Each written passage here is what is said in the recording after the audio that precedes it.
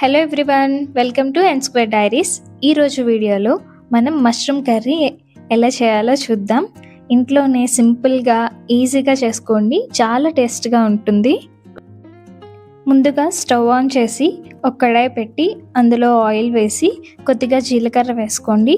జీలకర్ర చిటపట్లాడాక సన్నగా తరిగి పెట్టుకున్న ఆనియన్స్ని వేసి కలపండి. ఆనియన్స్ కొద్దిగా వేగాక అందులోకి చిటికెడు పసుపు వేసుకోండి.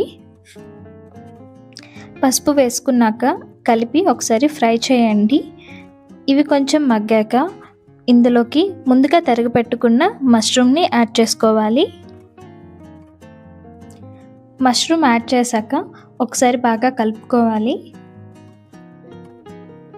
ఇలా ఒకసారి కలుపుకున్నాక దాని మీద ఒక మూత పెట్టుకోవాలి.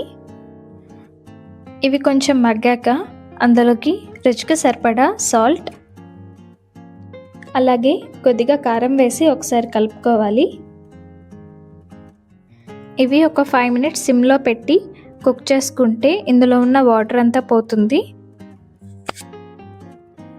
ఈ వాటర్ అంతా పోయాక ముందుగా తరిగి పెట్టుకున్న పచ్చిమిర్చి, అలాగే కొద్దిగా కరివేపాకు, కొద్దిగా ధనియాల పొడి, కొంచెం గరం మసాలా, అలాగే కొంచెం జీరా పౌడర్ వేసి మరి కాసేపు ఫ్రై చేయాలి. మీరు ఏ కర్రీ ప్రిపేర్ చేసినా చివర్లో పచ్చిమిర్చి అలాగే కరివేపాకు వేయడం వల్ల కర్రీకి చాలా మంచి ఫ్లేవర్ వస్తుంది. మనకి మష్రూమ్ ఫ్రై అయితే రెడీ అయిపోయిందండి. చివర్లో కొద్దిగా కొత్తిమీర వేసి ఒకసారి కలిపి స్టవ్ ఆఫ్ చేసుకుంటే సరిపోతుంది. ఎంతో టేస్టీ అయిన మష్రూమ్ ఫ్రై రెడీ.